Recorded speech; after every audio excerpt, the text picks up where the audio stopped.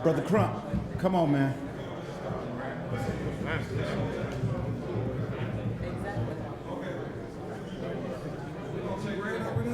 No, he's giving remarks. He's not comments.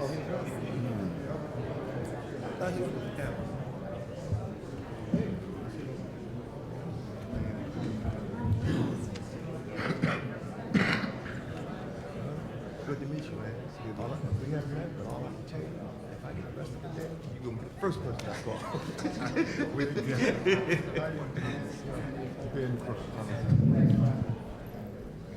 Yes, sir.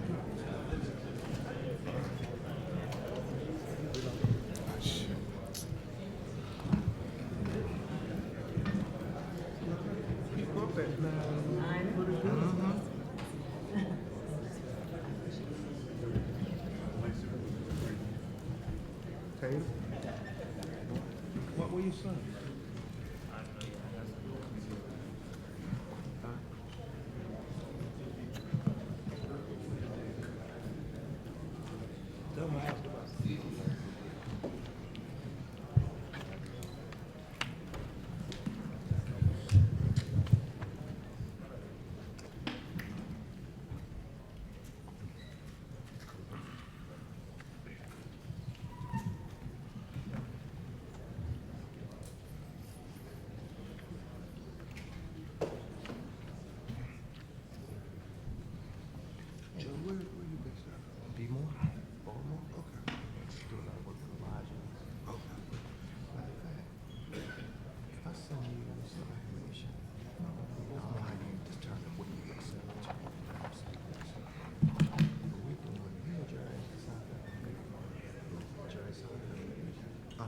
So Jerry and his wife was deep work of fatherhood, and we've been working closely.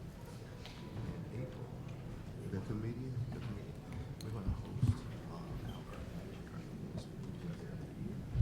so Jerry, Jessica, are going to place to social justice, place to fatherhood, but we also want to. Good morning again. Good morning. I just want to say I have a smile on my face because I was concerned where our 9 a.m. people would be, you know, with all the receptions and activities that can have us go to 2, 3 o'clock in the morning. I am very, very happy to see that this room certainly has a nice crowd in here. And so applaud yourselves for being with us this Friday morning.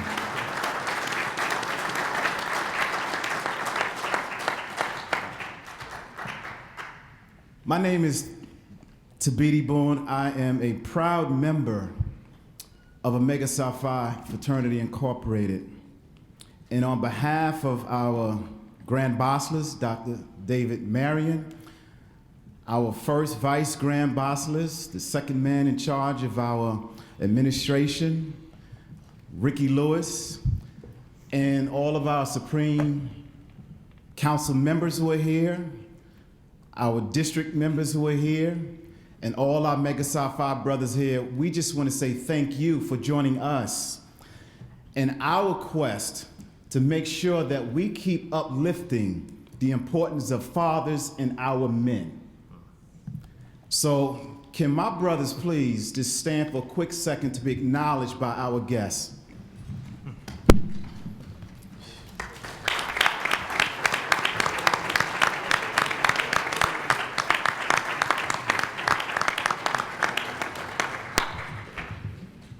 And I also like to acknowledge that our fraternity is just not built around just a brotherhood of men.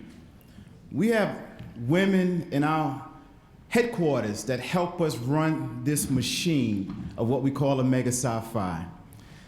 So, Ms. Kiera White is our executive assistant to the Grand Boss, Supreme Council, and I tell you, she just continues to look lovely and lovelier every time we see her. And that must be because she's an AKA. So, but can you please stand, Ms. Kyra?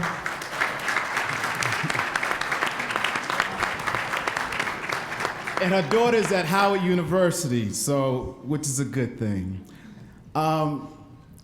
Let me just get right to it because sometimes we just lose the time. It's already 9:20, and it don't take much for me as a moderator just to state why we're here and why we have a subject of moving fathers and our young men forward in a climate of white supremacy, white privilege, racism, and all that comes with that kind of mindset. Certainly with the current individual that's at the White House, who has been on this campaign to remind us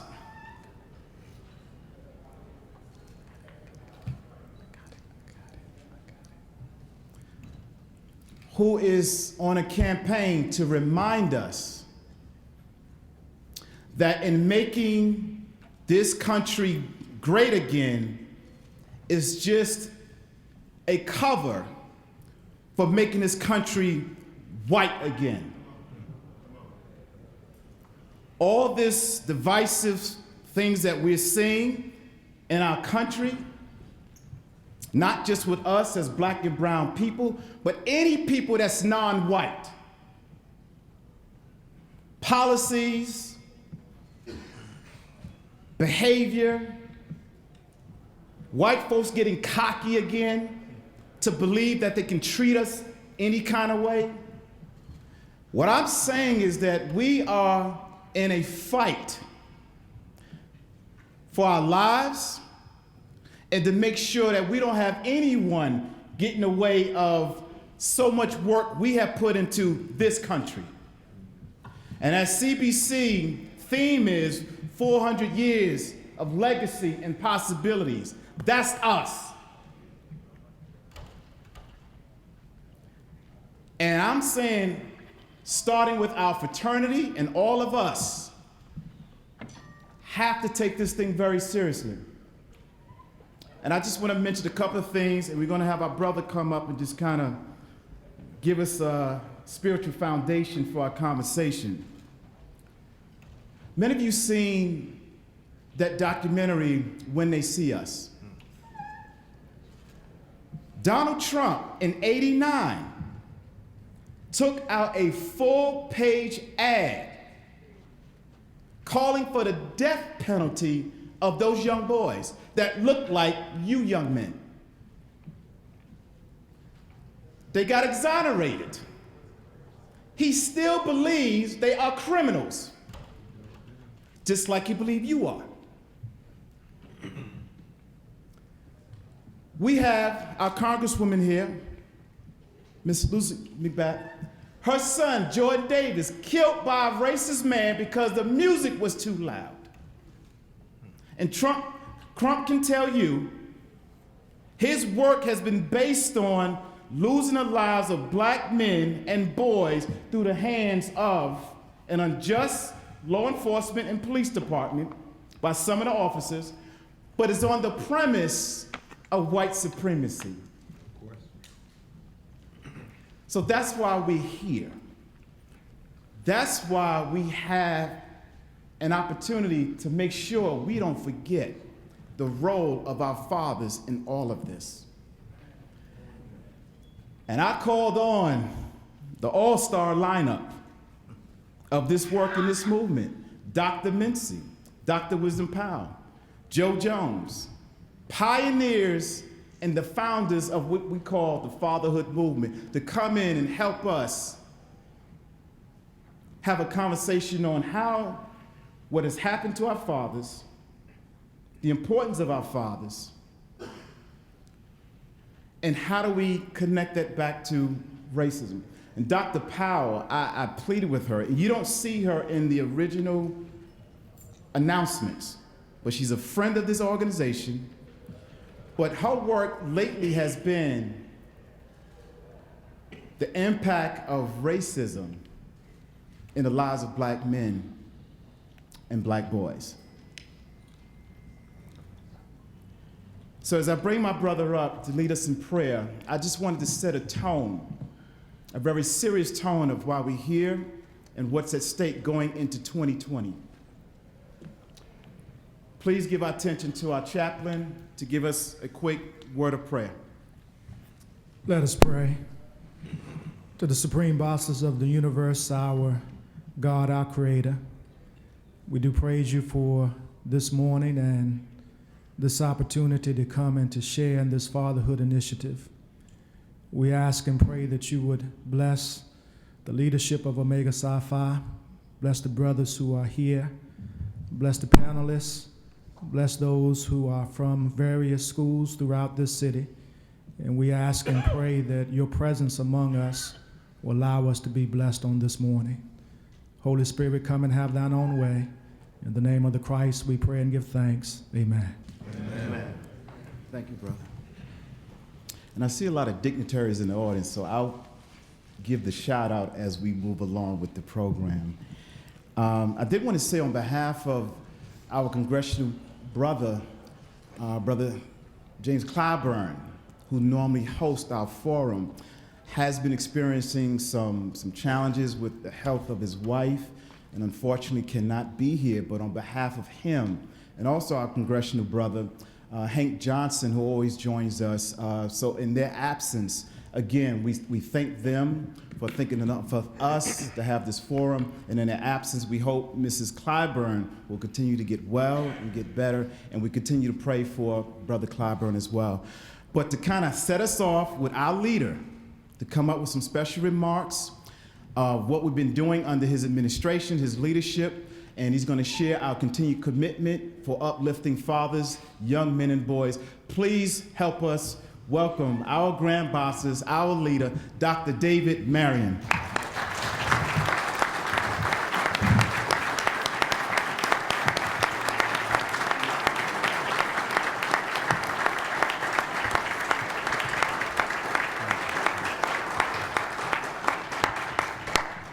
Good morning to you. Good morning. It is so good to be here and to see so many of you that have come out to support us. This subject is so important to us. I'd like to certainly ask you to recognize Tabiti Boone, who's been with us a long time. Show him some love for the hard work that he's done. Nothing wrong with standing for him. He's done a good job. It may cause you to stand again when you know that Brother Fairchild, who started us off in Omega Psi Phi with this Fatherhood and Mentoring Initiatives Committee, who led it from the beginning, who talked to us about the importance of it from the very beginning when nobody else would agree with him initially. You ought to show Brother Fairchild some love.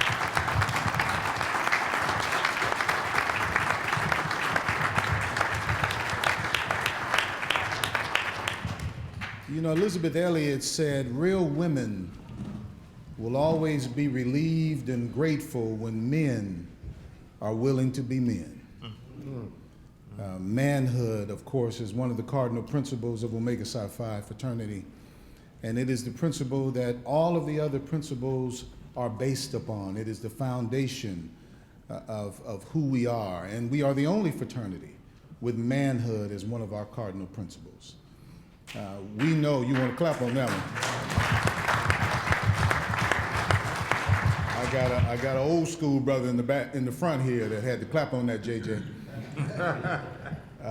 It is important for us to do this work, and under the leadership of our international chairman Earl Wilson in that baby blue suit down there, give Earl some love down there.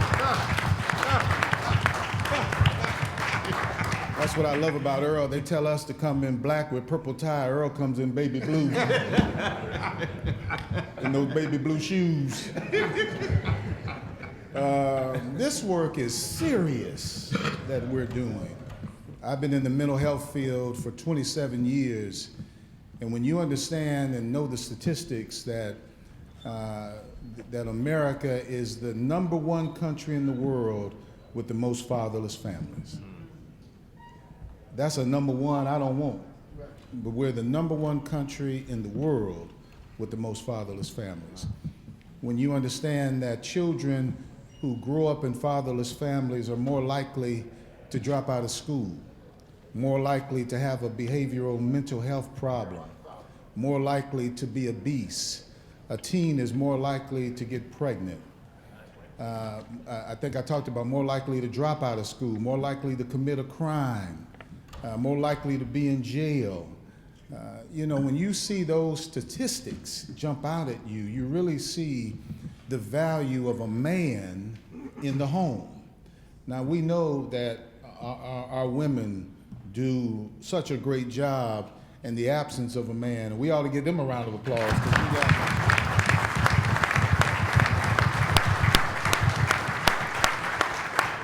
they're outstanding, and they're good at playing the hand that they've been dealt. But we need men to show up and be men. We need fathers to do their job. And so in the programming of Omega Psi Phi, we have fatherhood initiatives and mentoring initiatives all over the country and abroad. We're doing mentoring initiatives where are we? The 13th district, we're in the Bahamas, and we're doing them in China. You think about that. Omega doing mentoring initiatives everywhere, all around this country and around the world, because it is important work to us. So we're excited about any type of forum like this. We do these mentoring initiatives, but we also have a program called Brother, You're on My Mind, because we understand that one of the things that plagues our men is mental illness. And so Omega Psi Phi has a mentoring initiative that we've been doing now for about 5 years. And Shelley Pollock, Shelley, throw your hand up. That's our sister from Delta Sigma Theta with the National Institute of Minority Health and Health Disparities. Shelley does an outstanding job with Omega Psi Phi so that we can reduce the stigma attached to mental illness and make certain our brothers and black men everywhere have that stigma reduced, and also know about the resources where they can go and get help. So we're excited about the work that we do with our men. And with that, I'll turn it back over to you, Brother Tabiti Boone. Thank you so much.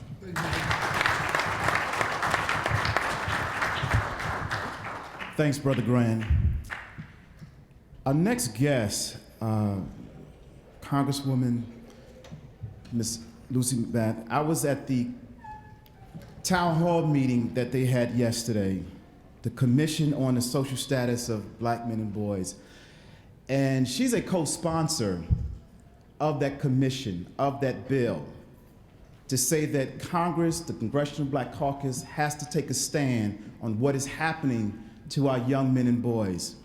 And I tell you, she spoke yesterday, and you could hear her heart. And you can still hear, as a mother, the pain of her son that's guiding her through this work. So I just thought that it would be great to have her to come and just share what's in her heart, share about the commission. I did ask her to talk about the role of fatherhood and the work that we're doing and how it ties into the aspirations of our young men. And a couple of things, and Brother Crump was on the panel. The thing that was very heartening at the end, if you remember, when those young men started testifying why mentoring was so important, what kept coming up is the absence, abandonment of their fathers. I think it was about maybe 1 out of the 8 or 10 that did mention that a father was in the home. But the narrative we keep hearing and getting is that mentoring somehow is saving these boys from these no good fathers. And we cannot have that kind of narrative. We gotta have a narrative saying we need mentoring, but we also know that somebody made those boys. Amen. Somebody was a part of making those boys. And we understand, like one of the young men mentioned yesterday, there's going to be circumstances that no matter what you do, Dr. Mincy, what the research says, a father, if he don't want to be a father and don't want to be in the life of his children, that ain't going to happen. And that's where I see how mentoring in Omega Psi Phi and the Commission on the Status of Black Men and Boys is very important. But let's not get it twisted that we still need to work it from both sides. We need our fathers, we need our men, we need our mentoring programs, because at the end of the day, I heard in that boy's heart, he was more hurt to share the abandonment of his father versus his excitement of having a brotherhood of young men in a mentoring program to help him. Certain things is not going to erase all of that pain. So I just want to have us to be very clear, again, why this work of having fathers, men, and boys is so important. So please join me in welcoming our Congressional superstar, loving mom. She's not a congresswoman, she's just like a mom. And from the 6th Congressional District of Georgia, please welcome Miss Lucy Macbeth. Thank you.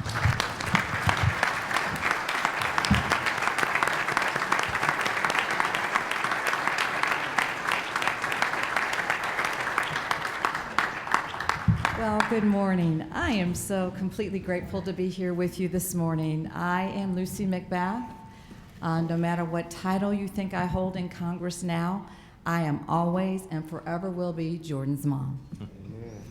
But I do represent Georgia's 6th Congressional District. I'm very honored to say that I am a brand new freshman, sworn in this past January 3rd. I am part of one of the largest classes of women that have ever been elected to Congress, and I'm the largest class of minority women that have ever been elected to Congress.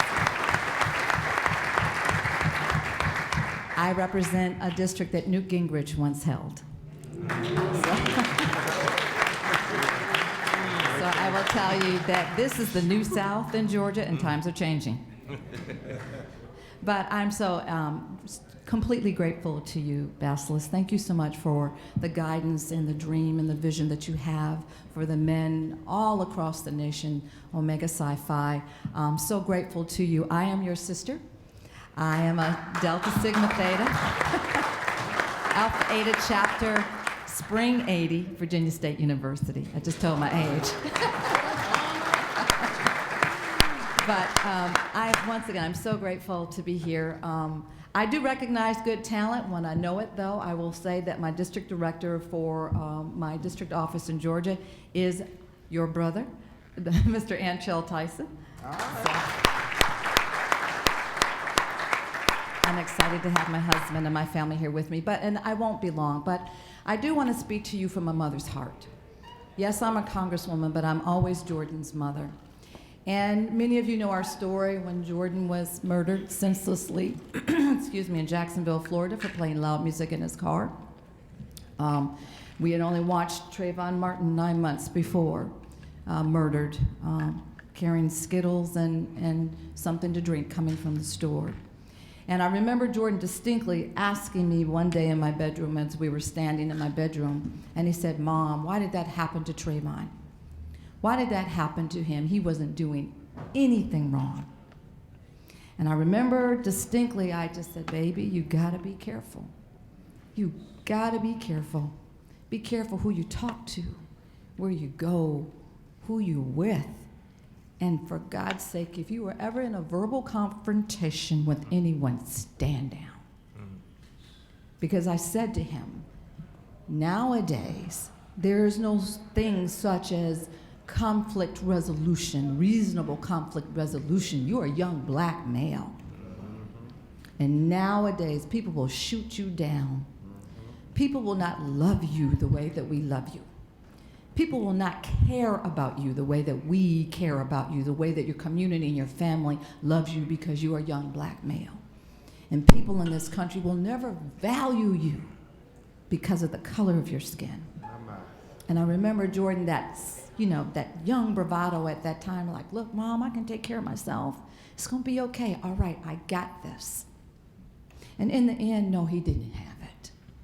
No matter what we did to protect him, no matter what we did to educate him, no matter what we did to raise him in the church and to show him who he is as a young black male and the value and the worth that he has, it didn't matter. In the end, I couldn't protect him. We couldn't protect him. And so after Jordan was murdered, I started asking questions like, I need help.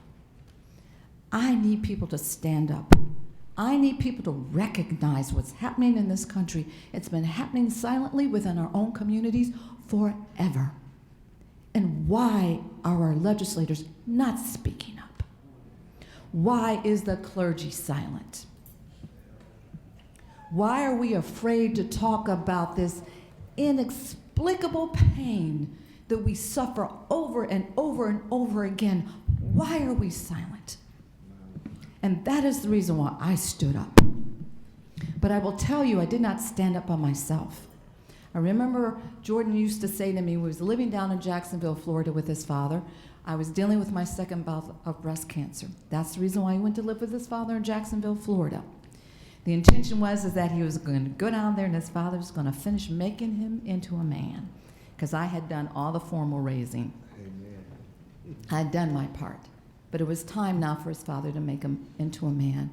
And eventually he would come back and maybe go to college in Georgia. And he never made it back.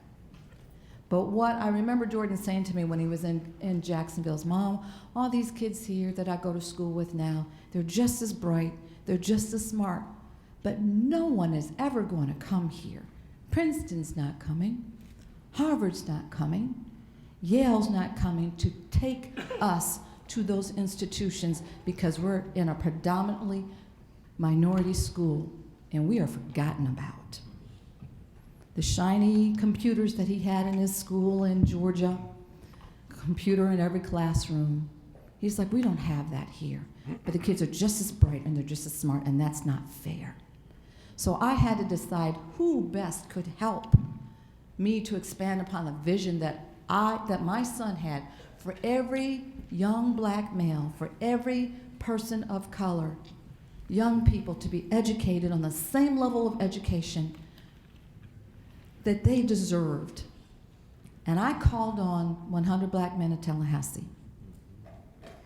I called on black men because I understood that black men would be the ones to help carry my son's vision, to make sure that we are protecting the least of these, that we are protecting our young black men, to make sure that they're not falling through the cracks, and to make sure that they have the education and the support that they need.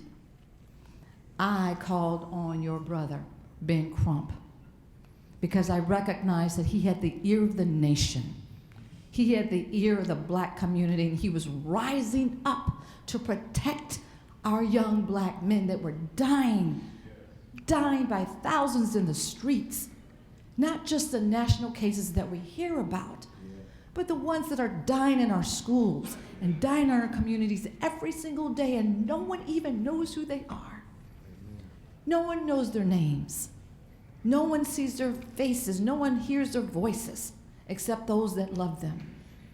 And so I have depended on you, yes, black men of color, to rise up.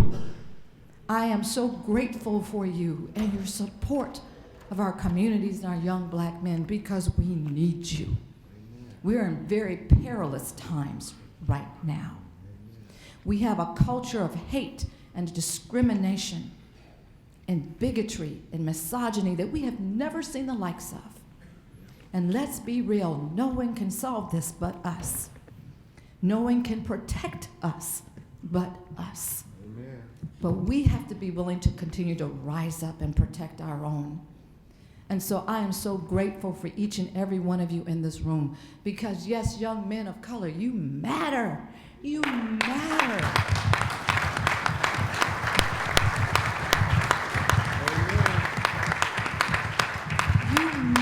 And I know that every person in this room is here to support you, and to make sure that you thrive, and to make sure that you live up to your God-given talent and destiny. You are born, you come from the loins of kings. Stand up and rise up. And every person in this room will protect you, will watch over you. So I'm so grateful for the few moments of time that you've given me. Stand up, America. We need you. The elections are crucial. Let's take our place.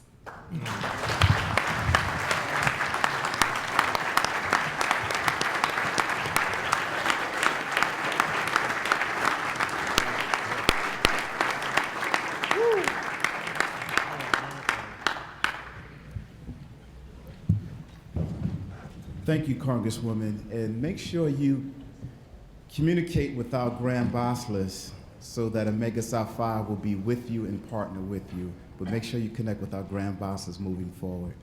Thank you so much for your remarks. So now we want to get into our panel. In your booklets, there are bios, and so I'm going to ask you to refer to the booklets in terms of the bios so that I can give us more time so you can hear from the panelists versus me reading these long, distinguished bios. Our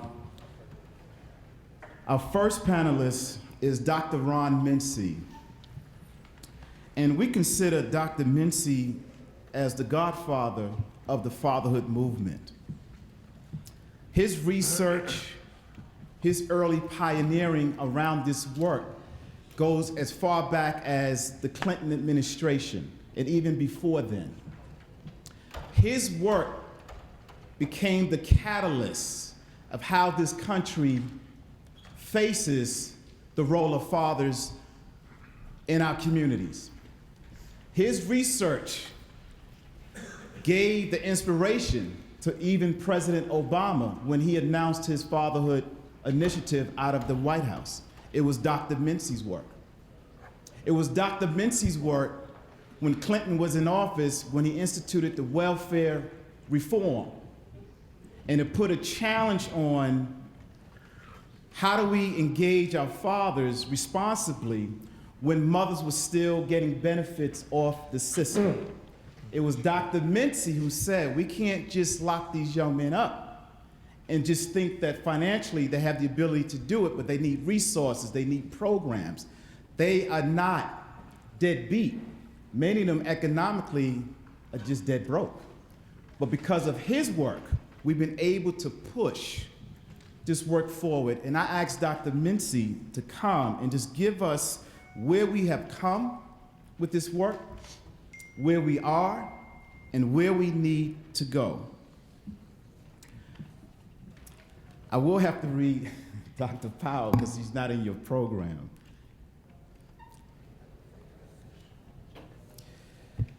Dr. Wisdom Powell is the director of the Health Disparities Institute and associate professor of psychiatry at the University of Connecticut. And she brought some young men with her. Can the young men from the University of Connecticut stand so we can see an example of her commitment?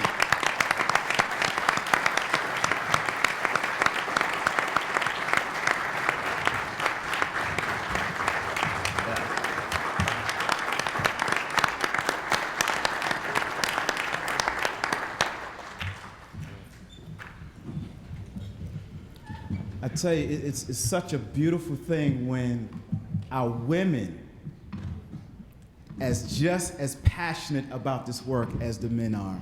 And so, Dr. Powell, thank you for bringing these young men.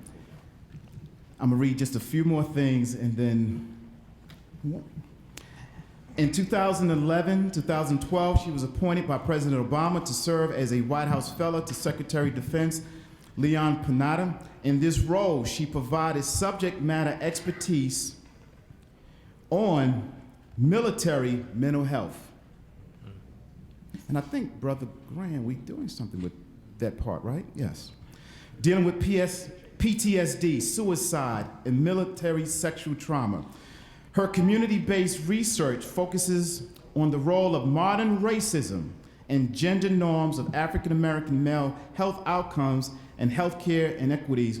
She has published numerous peer-reviewed articles and book chapters, including one in the American Journal of Public Health, Journal of general internal medicine, behavioral medicine, and child development. In addition to being a White House Fellow, she is an American Psychological Association minority. She worked with the Robert Wood Johnson Foundation, Kaiser Permanente Leadership Institute of African American Research, and a Ford Foundation Fellow who received a PhD, MS in Clinical Psychology, MPH from the University of Michigan. So that's just a sample of her great work. Please applaud Dr. Powell.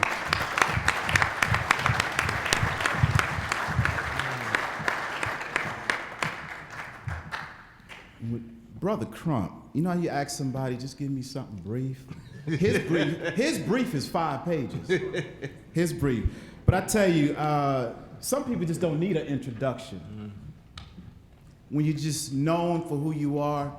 But I just want to read a few things in his bio. But we know Brother Crump as one of the premier civil rights attorneys who has literally been fighting this institution of racism, particularly in the area of what has been happening to our fathers, black men and boys.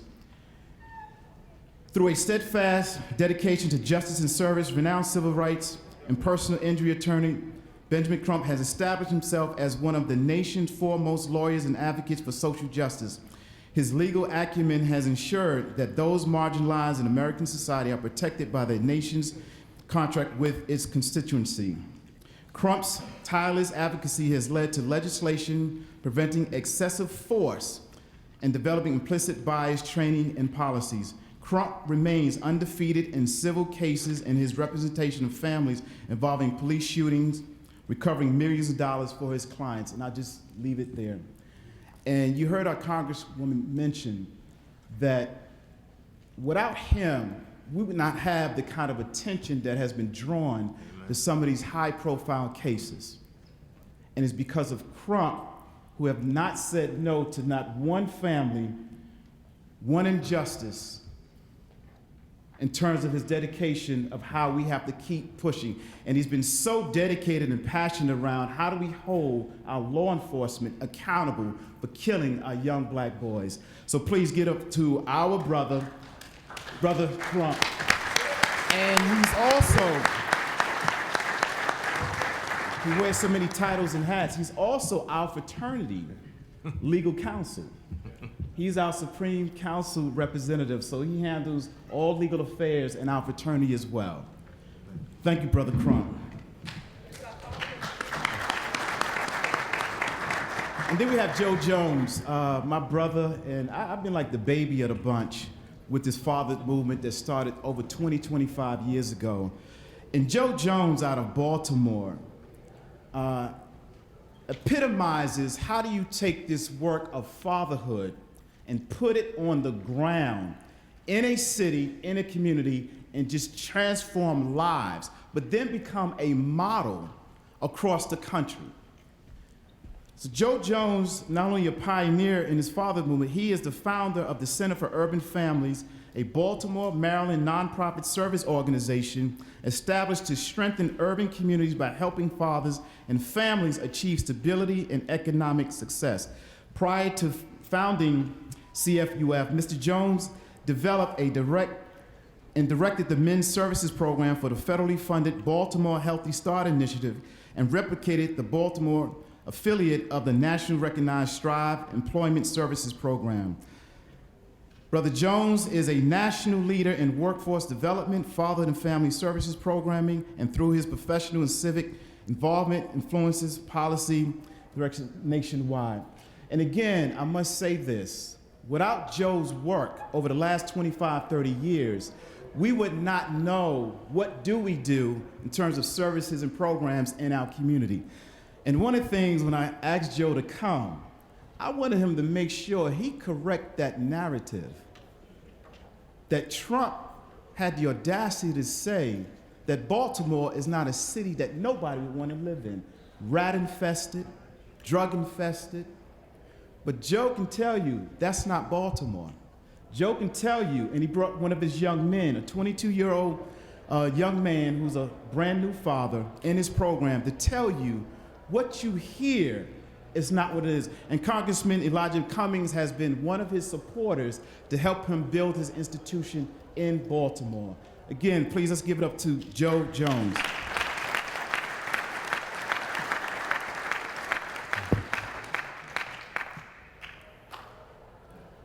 And then we have our brother, and our grand mention, our brother Earl Wilson, who is a former Omega Psi Phi executive director out of IHQ. He's been down in Atlanta. When you go to Atlanta and Georgia, and you mention Omega and fatherhood and mentoring, Earl Wilson's name pops up. He works so steadfast and hard in Georgia, and so we've just been very honored to have him to now serve as our national committee chair on fatherhood initiative and mentoring. And so to take his work, his passion, his leadership to another level. So again, please give it up to our brother and our leader with our committee on fatherhood mentoring initiative, Brother Earl Wilson. Okay. Enough of that. So let's get into this conversation. Dr. Mincy, please give us the landscape, where we have been, where we are, and where we need to go. Give us the good news on fatherhood. Thank you very much. So good morning. I really appreciate everyone being here. I'm so proud to see these young men in our space. And so I just want to try to lay out sort of 4 big ideas about the state of fatherhood in America today and what it is with respect to black fathers and their children. And I want to begin by saying that the neuroscience has really established the importance of the first 3 years of life in children's development. We're learning so much about how those first 3 years are critical to who we become as adults. And I say that in order to frame some of the research that I want to report to you right now. So first of all, it's really, really clear that fathers are essential to children's well-being. We have very well-established causal evidence that corroborates the litany of positive things that happen to children that Dr. Marion reported, so that I don't have to repeat, for children who grow up with their fathers living in their home. They have higher levels of academic achievement, they are healthier, they are less likely to be in prison, a whole litany of positive things when children grow up with their fathers, and particularly during the first 3 years of life. The other piece of the good news, then, is that generally, and this is a complicated story, I will say, generally, the idea that non-resident fatherhood has become like the opioid crisis in the United States. That we used to, when we, 20 some odd, 30 years ago, when I started doing this work around fathers, I was motivated primarily by African American and Latino men and their children. But now, this absence of fathers from the American home is part of the general landscape in the United States. And I view that as a good news because we no longer have to fight this battle alone. It is no longer a minority problem. It's no longer a ghettoized problem, but it is the broad landscape in the United States. Today, 40% of all children in the United States are born to unmarried parents, which is not good news. However, because cohabitations don't last as long as marriages, by the time those children reach 5 years old, mom and dad have broken up, and that's where the new generation of children in single-parent families is coming from. They're not coming from one-night stands, they're coming from romantic relationships, usually where parents live together. And then, once they break up, so you no longer have divorce and separation that's generating single-parent households, but instead you have a transition, a trading of cohabitation for marriage, and then as a consequence of that, when couples break up, and they do much more frequently when they're cohabiting than they're married, that's where children living in single-parent families are coming from. However, the not-so-good news is that the story is quite different for African-American children in particular. And this is why I want to emphasize the importance of the neuroscience that's talking about the first 3 years. So, among African Americans, children are never live with their fathers, so that couples are romantically involved. They have children together in a romantic relationships, but fathers rarely live with the mothers of their children during their first 3 years. And as a result, by the time a child gets to 5 years old, they are almost as likely, whether they're white or black, to live without their biological father. But the unique feature for African American children is that they've never lived with their father. And this is true for 70% of African American children in the United States. So how can that be good news?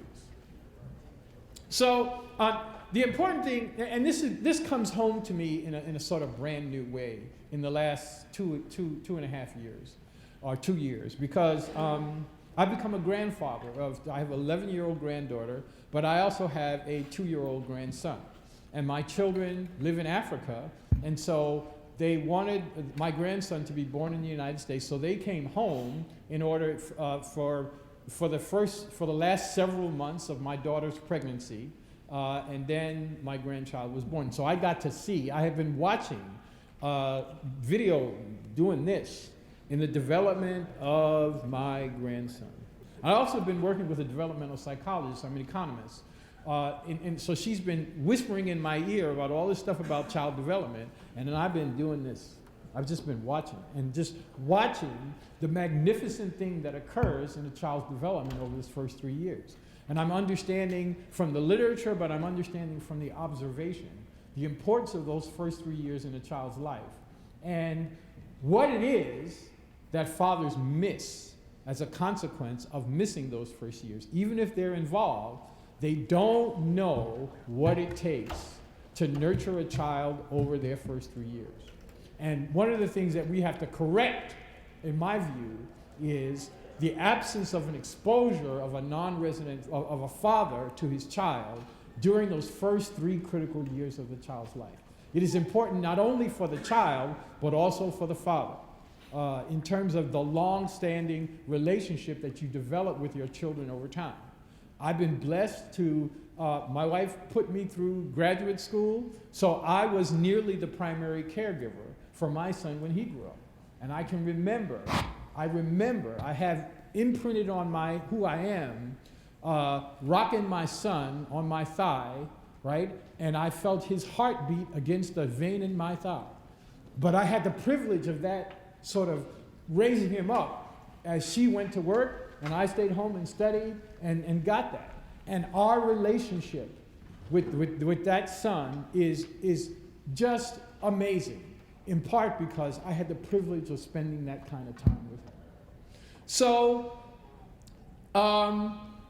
this idea of non-resident fatherhood and children who grow up without their fathers at home is now generally in the United States, right? But what's different again for African Americans is they tend not to live together during the first 3 years and break up, but they are romantically involved. And African American men who are non-resident fathers are more likely to be in contact with their children than other populations. That's part of the good news. And the question is, do they know and understand how they can contribute to their children's development during that time? And also, do the mothers understand the contributions that they can make as well?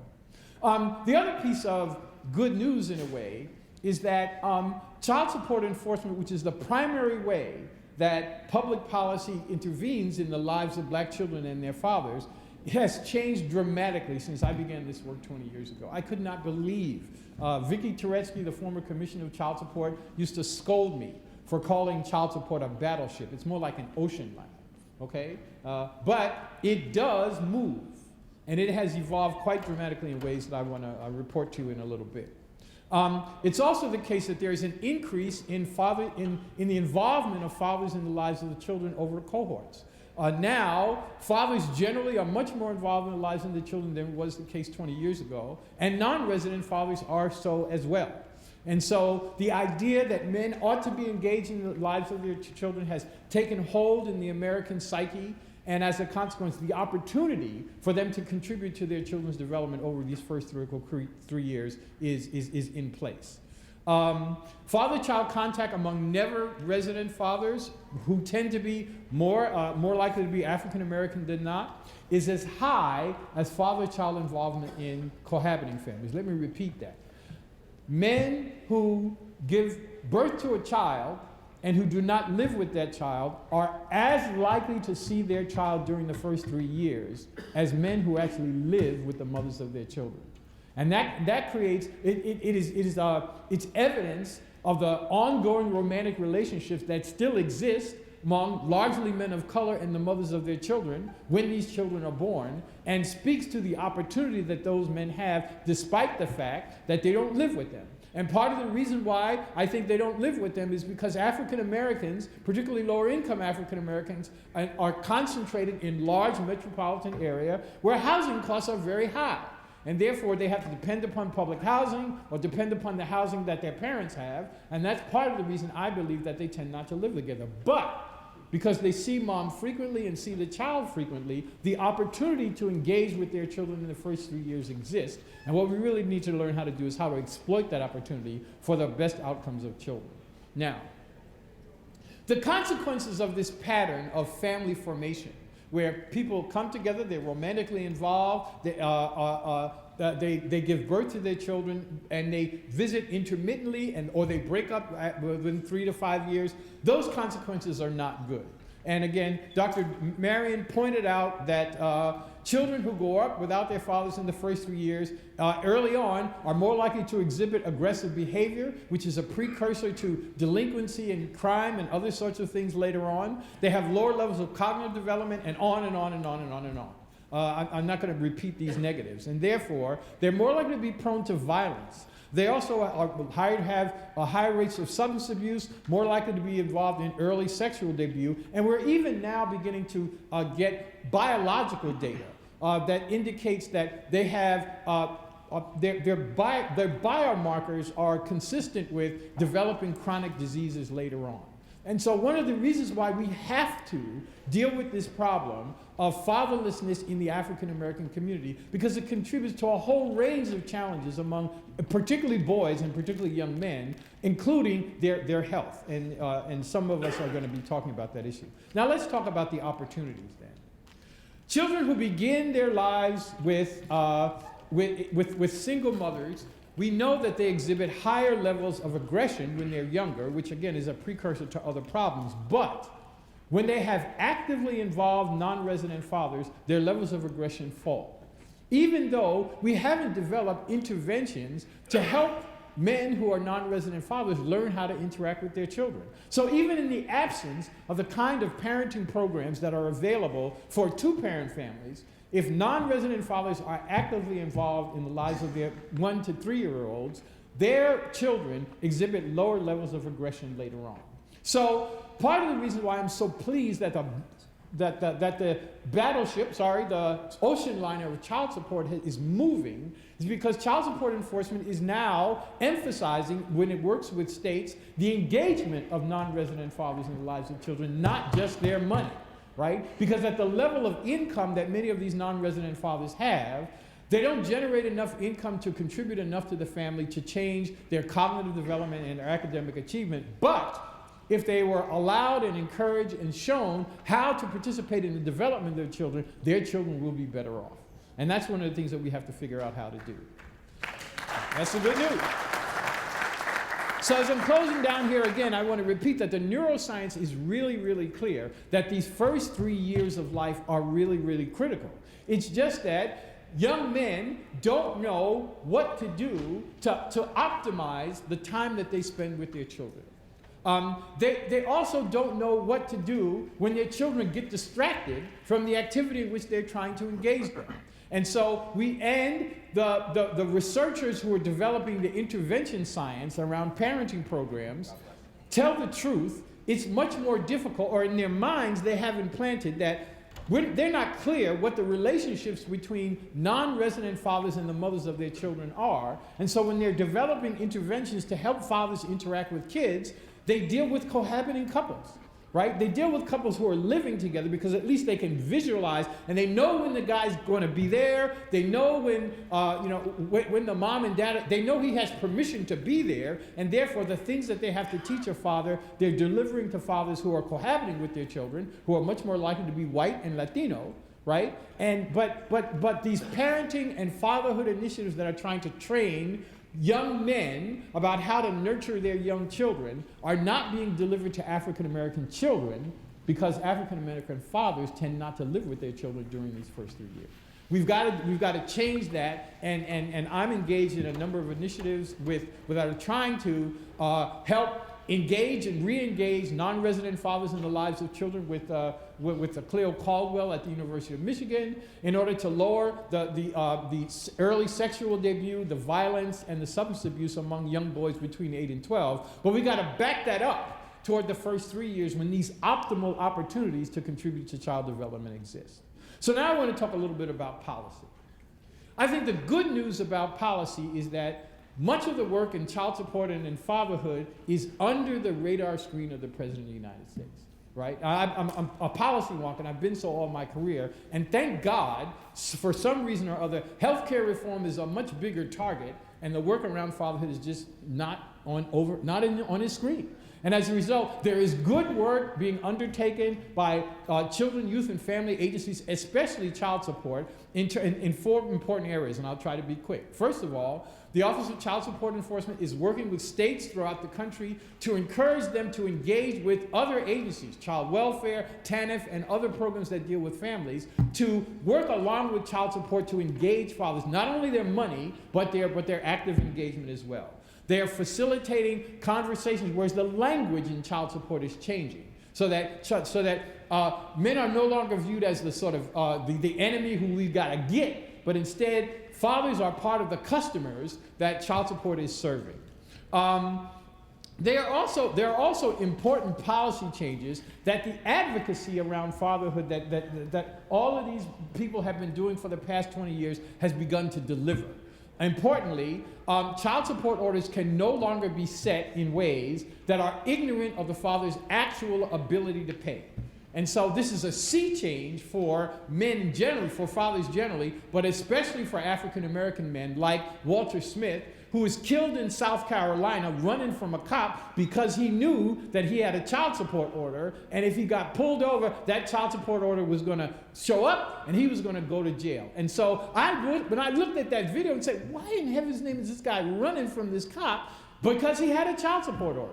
And that pop, pop, pop, pop, pop came because he was afraid of getting pulled in for child support, and that put him in this position where, in effect, he was killed.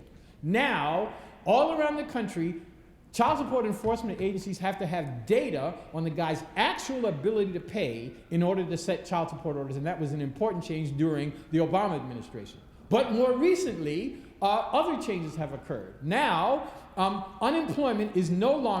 incarceration is no longer treated as voluntary unemployment for the purpose of modifying your child support order. So if you have a child support order and you lose your job and you change your income, your child support order can be downward modified. But if you go to jail, it used to be that your child support order would keep clicking up, right? And so you serve 10 years, 15 years, you come out, you paid your debt to society, but in addition to the other nonsense you have to deal with, you may have a child support order at $25,000, $30,000, okay? That is no longer the case. So the rule changes have occurred in child support such that states are now mandated to, at a point at which someone is incarcerated, to modify the child support order. And this is a sea change from what the policy environment used to be. Finally, again, it is still not possible to use federal funds to support employment and training programs for fathers who can't pay their child support, but it's not a requirement, but the Office of Child Support Enforcement is encouraging state agencies, giving them waivers in order to do this. It is encouraging states to use TANF dollars to support fatherhood programs and the like. There's a real sea change in terms of the opportunity. So we also have other things going on, like in various places around the country, they're encouraging fatherhood courts. They're also encouraging parenting time, so that men who are not married to the mothers of their children can, at the point at which they establish paternity and get a child support order, they also get an order of visitation, so that their rights with respect to this child are well established, and a variety of other things. Okay, so I want to close by this in terms of solutions. Again, fatherlessness is now the new opioid crisis. It is no longer our problem exclusively, it is the nation's problem. And as a result, we can join the efforts that have been primarily targeted at men of color to a national conversation around how to engage fathers in the lives of children, especially during these first 3 years. And I have to say this, but we also have to figure out how men and women, black men and women, can get their acts together on behalf of their children, period. Okay? Most of the folk I'm speaking to are educated men. You're all about establishing legacy, and you understand the first part of the success sequence, namely, get educated, get married, have kids, and stay there. Okay? My 45th anniversary is next Friday. Thank God. Okay? And so I've been able to see my children from this until they are older than most of the men half of the men in this room. And I tell you, I've accomplished lots of things, but my children, my grandchildren, that's the legacy that we want to create. And we want to create that for all of our children, so that they can be healthy and strong, and we can be who we need to be in this country. However, somebody didn't teach my father that message, okay? And therefore, I don't want to abandon the children whose fathers never heard that. And so we have lots of children who have non-resident fathers, and we need to teach them how those fathers can be engaged in the lives of their children and contribute to their development. And this is part of the legacy that we're trying to build, and hopefully the rest of our panel will sort of fill in the blanks. Thank you so much.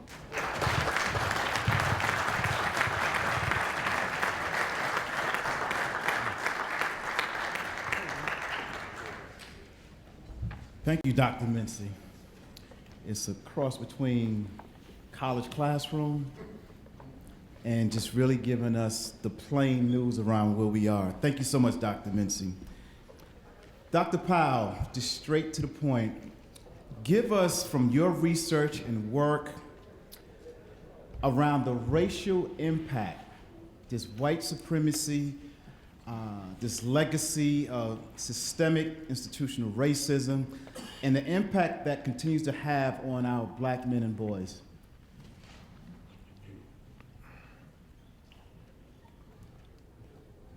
So good morning. So I want to just start out by saying that I like to always ground conversations about boys and men of color and black men and boys in a positive frame, because I think often we start the conversation with setting up black men and boys and fathers as a problems to be solved rather than as wonders to behold. So I'm here to say that we see you in the ways that I know you want to be seen, and that we understand that you play a critical role in our communities and in resolving some of the issues that we have in the village. And I'm going to talk a little bit about racial trauma. As a psychologist, as a mom, as a sister, as a granddaughter, as a daughter, I have had the opportunity to work with countless men and communities of color who tell me really intimate stories about the exposure to racism and its impact on their interior lives. And I'll start this story, or this conversation, with a story of my own.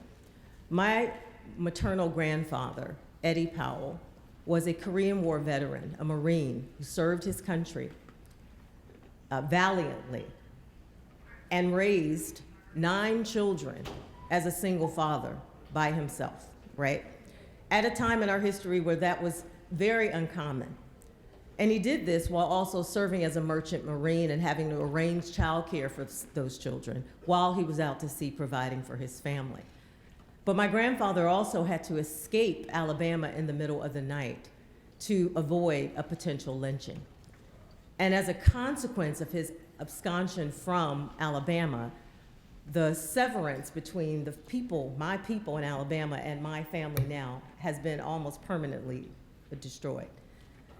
He never returned, and we still don't know who our people are there. We're putting that all together, my sisters and I now. And I'm here to remind you that the intergenerational impacts of racism not only affect the men themselves and the boys who are impacted, but the women and girls who actually receive the fallout of that trauma. We know from data that despite the fact that Black women and girls also face racism in their everyday lives, that Black men and boys are more likely to be exposed to racism. There is unequivocal data that supports the fact that Black men and brown men are more likely to be subjected to stops and frisks in communities, and they have disproportionate contact with police and also justice systems that also re-traumatize them. So when we talk about trauma, we're talking about events that are potentially life-threatening. But we're not just talking about the trauma that happens to boys directly or to men directly. Trauma can also affect men and boys vicariously. That means that you can actually witness Walter Scott being shot. You can witness Laquan McDonald being killed. And the impacts of those traumas can appear in your physical life, in your emotional life, in ways that suggest that you might have actually been the person who received the direct trauma, right? So trauma dysregulates your hormones. It disconnects your capacity to emote and respond to your own emotional life. It actually shuts down normative developmental capacities in individuals. And I'm here to tell you that we don't have to live with that trauma, that there are ways and strategies for both fathers to show up in the lives of their children to help them deal with and address those traumas. But I also want to make it plain that what we also know is that men and boys are socialized in ways that tell them that being strong, stoic, and silent is the way to be a man. And while our silence and our stoicism has served a need for us in times when we needed to survive, being strong, stoic, and silent actually saved lives. But that same stoicism and that same silence also can cause traumas to be suppressed in ways that actually set you up for more lifetime emotional and physical distress. So trauma not only disrupts your mental health, it also invades your body. People who are exposed to trauma actually have fewer immune fighting T cells. People who are exposed to trauma also have more susceptibility to rapid biological aging. That means your systems are aging faster than your chronological age. That happens when you are exposed to trauma repeatedly. But fathers have what Michelle Warren calls the power of proximity. You have the capacity to be the guardian at the gate to help boys and men and women and girls cope with trauma in healthful ways, not turn to substances, which we often see as a consequence of trauma exposure over the life course, but to actually address and confront that trauma in helpful ways. So I want to talk a little bit about what we know about father involvement in the lives of children. Now, Dr. Mincy has already gone over some of these things, but I want to lift up one other ways in which fathers play a role in the lives of their children in helping them address trauma. So fathers actually set the tone for how boys and men and children in the family regulate emotion. If you are not dealing with your emotional and mental distress, your children won't either. If they see you being confronted with discrimination in your daily lives and you're telling them just that they should take it like a man, guess what? They're going to do the same. So fathers have to actually extend themselves in ways that can model for their children how to be emotionally vulnerable and present so that they can set the tone for the kind of emotional healing that boys and men deserve. We also know that far too often, the messages that Black and brown boys receive discourage them from openly discussing their pain. There is a culture of silence in our communities that many of you know about and that the Brother on You're On My Mind initiative is actually trying to address, that we have to actually speak about the pain because you can't fight an invisible war, right? You cannot fight what you don't acknowledge or claim. There's a saying in the Pentecostal church, it's probably true in the Baptist church too, that you have to name and claim it, right? So we have to do that for our boys. I also want to say that one of the issues that we face in terms of fathers being present to help boys and men and women and girls and their family address their pain is that there are significant policy barriers to men's involvement in their children's lives. Now, Ron mentioned that the policy landscape is changing, and that is very, very true. But we still have an undue, I think, focus on the financial contributions that fathers make to their children over and above the socio-emotional ones. And yet all the data suggests that fathers' presence in the lives of their children make a difference for their emotional capacities. So even as we are embracing these norms around fathers being involved, and the data actually suggests that, as Dr. Mincy lifted up, that fathers, black fathers, are more likely to actually bathe their children, to actually help them with their homework. I mean, these are positive strengths that exist in black communities that we need to be talking about. That even though we have that data and we know that that is a possibility and that it exists, we still have these policies that actually run up against that innate capacity and innate desire to be present and available in the lives of children. And many folks around the country are taking up opportunities to advance policies that will allow fathers to be present in the lives of their children. So I want to mention one particular policy. How many of you have heard about the push in our country to advance paid paternity leave? Raise your hand. Okay. So you know that if we create more opportunities for fathers to be involved, they're more likely to be involved. And many of the barriers that brown and black fathers face in their communities around being involved and engaged have to do with the fact that they don't make enough money to actually take a day off from work or to take the necessary time off in those first 3 years of life to actually be present in the lives of their children. And there are many folks around the country fighting to advance paid paternity leave. And I just want to encourage you all to listen out for those policy opportunities and to join folks like Dove Men Plus Care in their Pledge for Paternity Leave campaign, to also call on other dads, allies, and business leaders to show their support for not just fathers of a particular demographic, but all fathers, to create an opportunity for them to be available and present in their lives. And lastly, I want to say that, we have already gotten around 35,000 signatures on this Pledge for Paternity Leave. And I want us to be thinking about how do we mobilize other opportunities to partner with industry who have a platform bigger than ours, who can actually spread the good news about father engagement involvement in those first 1 to 3 years. And then I want to just say this, because often when we talk about discrimination and racism and father involvement, we often leave on a negative note. And I'm going to speak directly to the young men who are sitting here. You guys look amazing this morning, the young men from the Scholars House. And I want to say that often what we don't say to you in these moments we're talking about fathers and father engagement, many of you are not fathers yet, and I know that you're already thinking about how you're going to make an impact on the world, and I want you to keep your focus there. But I also want to say this. What if I told you that you are the answer to prayers spoken by bloodied lips on forced trips in the belly of transatlantic slave ships? That you are not a problem to be solved, but the metaphysical solution, Gilead's balm, and the solve? What if I told you that you are BELOVED,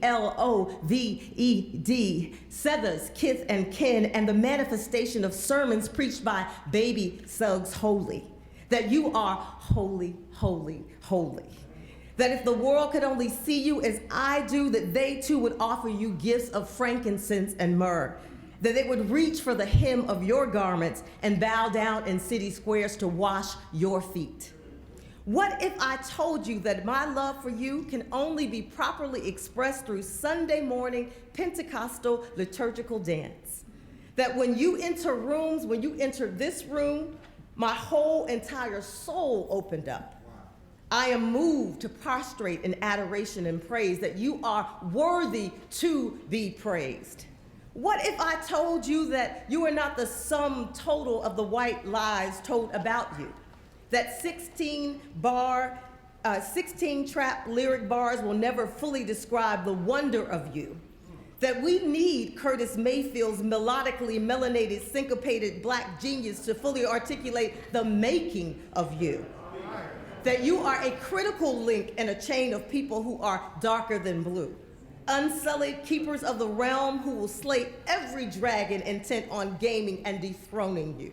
What if I told you that I see you through mean mugs and ice grills, through body armor, hoodies, and fitted caps, through all the subversive strategies that you use to clap back, shape shift, or adapt? What if I told you that the ancestors have been waiting patiently for you? That we need you like the earth needs wind and fire, that you are earth, wind, and fire, that until we do right by you, our nation will rise no higher.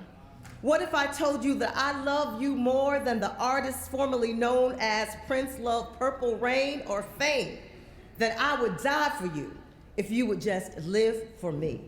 What if I told you all these things, and what if you believed me?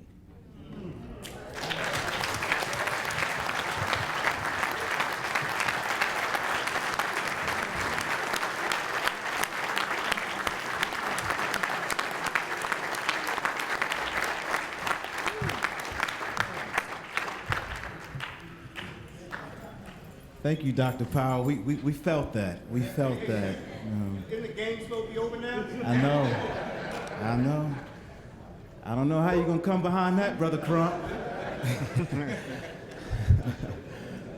Brother Crump, couple things I want you to address. Gentlemen. Give us where we are with this fight with a criminal justice system, law enforcement system that still keeps our communities vulnerable around the possibilities and the realities of our young men and boys and fathers being gunned down in our communities. The second part of that is we have young men from the University of Connecticut, and as always, the young men from the Dr. Richard Wright High School is here. Please stand, please stand.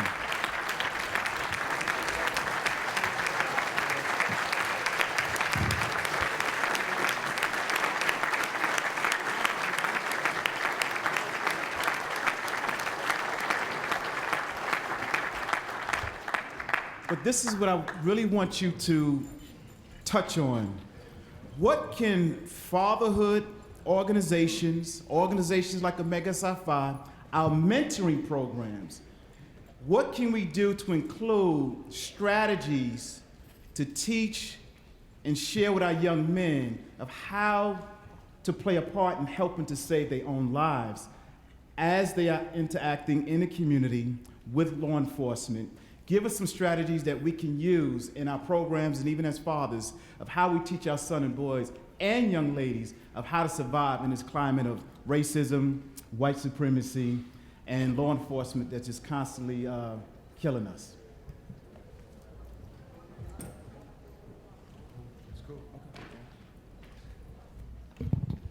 You changed it up on me a little bit, but I'm a trial lawyer. I'm quick on my feet. Good morning, brothers.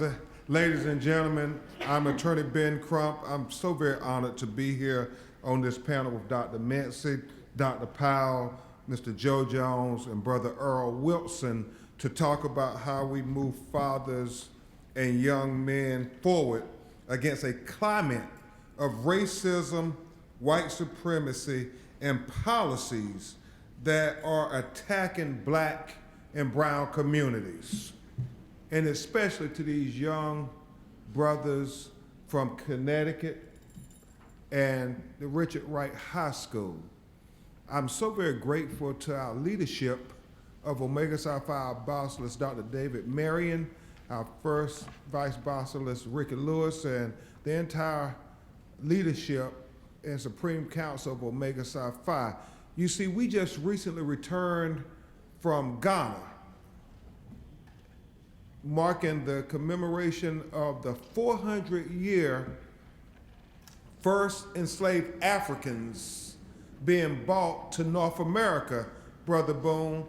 And what was so profound was when you went to Cape Coast Council, the slave dungeons, you had that sense of connection to our great, great, great grandfathers and grandmothers, Miss Lanier, and it was so profound because they explained to us, Senator Hill, that there were as many as 80 million African people who were kidnapped from their families and brought to those slave dungeons.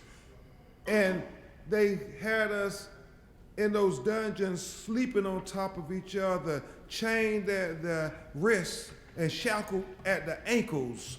And they would pack us in these caves, not nearly the size of this room. They would have 200 and 300 in there at a time. And they will be waiting for the slave ships to come to the coast of Senegal and Ghana to take us on this voyage over to the Newfoundland known as America.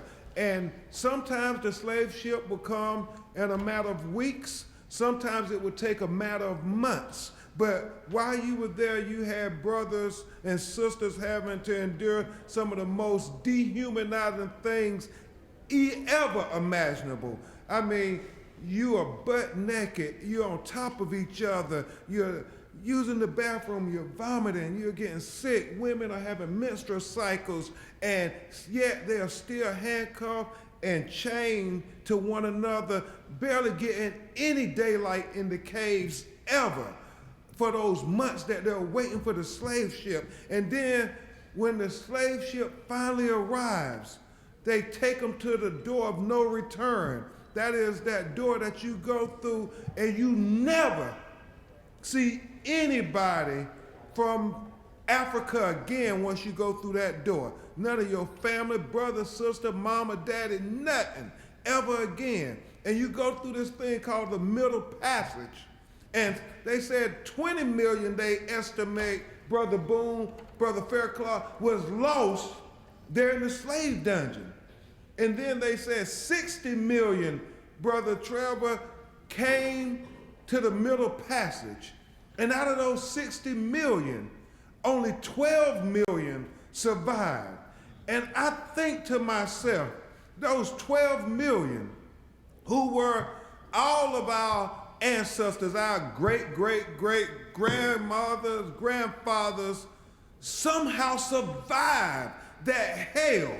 And what that tells me, young brothers who are assembled here today with the Omega Psi Phi fraternity at the Congressional Black Caucus Conference, is that God has a plan for us. Because there was no way anybody else could have survived that. And so we start off the conversation despite what this racist criminal justice system has in store for you. You can survive because our ancestors survived way worse what they had in store for them. Good morning.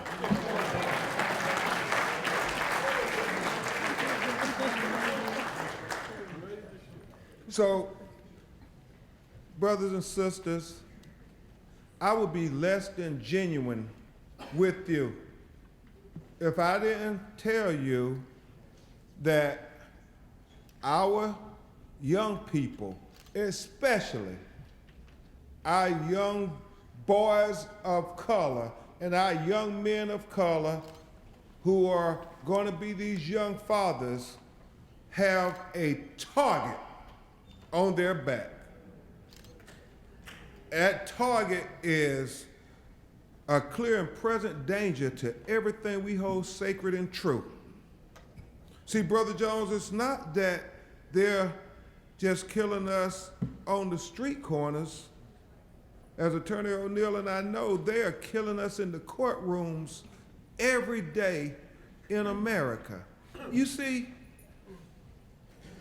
far worse than how they killed Trayvon Martin, far worse than how they killed Michael Brown in Ferguson, Mr. Jones, far worse than how they killed 12-year-old Tamir Rice in Cleveland, Ohio, far worse than how they killed Sandra Bland, far worse than how they killed Pamela Turner, far worse than how they killed Eric Gardner, far worse than how they killed so many hashtags that we have come to know from the graphic videos that we see, Laquan McDonough, Jordan Davis, and the list goes on and on. But far worse than any of that is how they are killing our children, our young people, every day, in every city, in every state, all in America.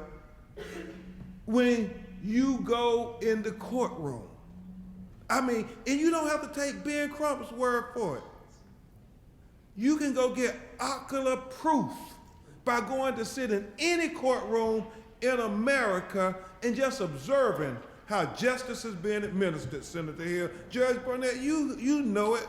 I mean, you can have little white boys and little white girls who have very similar fact patterns to little black boys and little black girls and little brown boys and little brown girls. And you see the white children get a slap on the wrist, and then they go out the courtroom and they are given a second chance, a third chance, fourth chance to go out and fulfill the destiny of their lives. And then you see little black children taken over to the corner of the courtroom, they're fingerprinted and they're handcuffed, and they're given a trumped up felony conviction, and I do mean trumped up. And they are now forced to wear that felony conviction like a cross on their backs for the rest of their entire lives. And once you get that felony conviction, it becomes a daunting task for you to be able to have a sustainable income to take care of your family.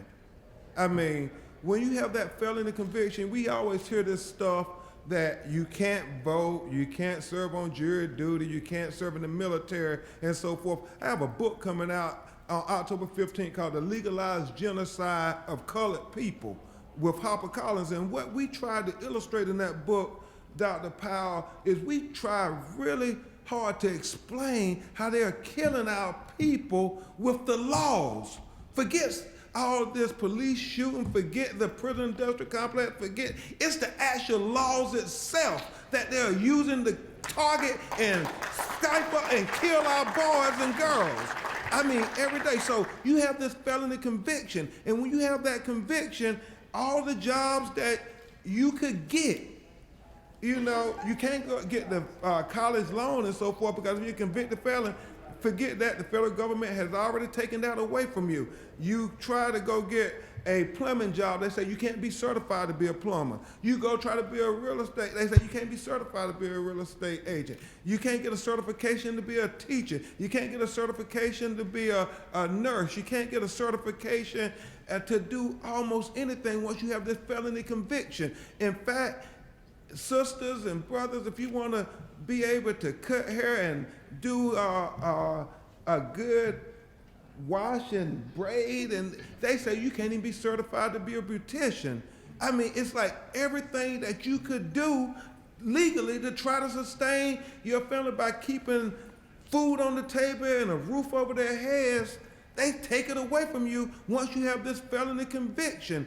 And it's so challenging, because once you're in that system, then you have all these fees that you gotta pay for probation and parole and so forth, but you can't get a job to pay the fees, so it becomes a vicious cycle that they start to revoke your probation and your parole because they say you didn't pay the court costs because you couldn't get certified to get a job, and it's just a vicious cycle that they want to keep you entrapped in. And so we have to understand this thing called a felony conviction that even though they tell you, well, you're not going to go to jail, all you got to do is plead to this felony conviction.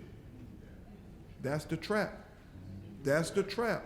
And the unfortunate reality is this. Brother Grant Lewis, 1 out of 5 black men in the state of Florida, Senator Hill, are convicted felons. And I don't think Florida is unique in any way.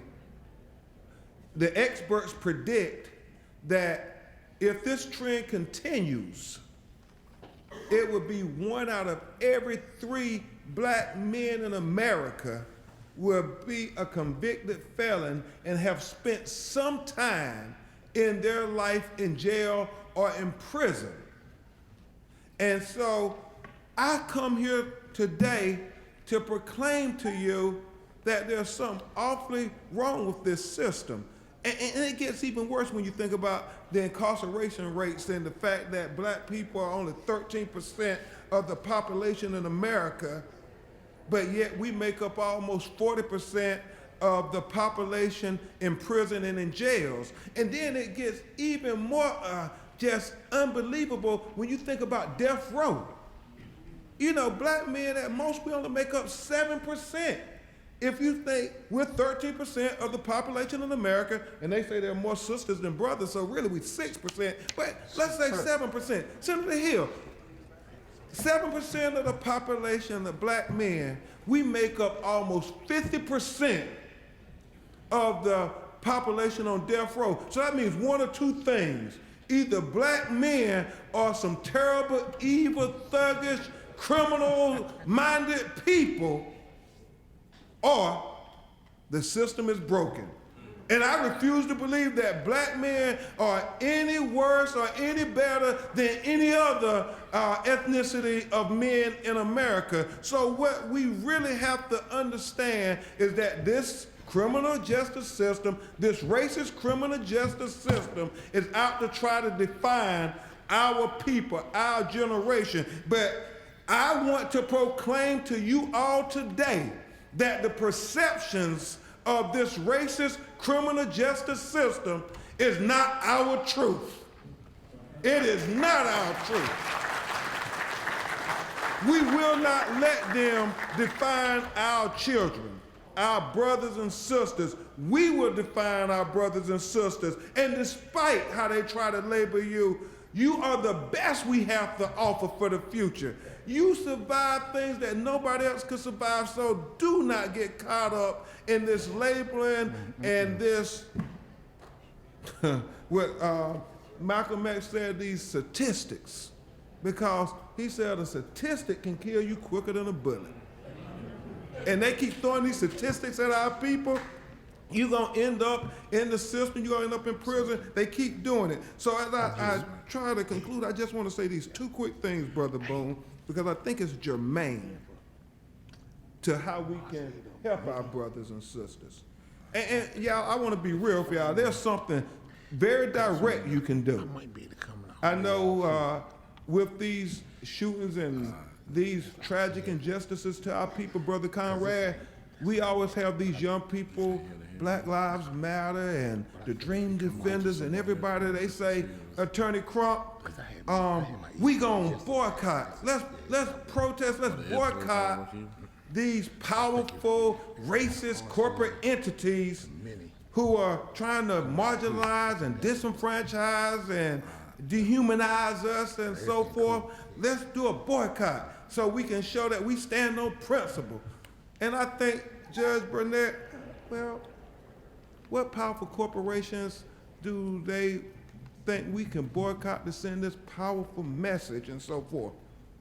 And so I was on social media, Brother Jones, and I was going back and forth with some young people, and what ended up happening was I said, you know, yeah, I agree. Let's boycott a powerful corporate entity in America that dehumanizes, disenfranchise, and marginalize black people every day. Y'all, let's boycott all the prisons and jails all over America.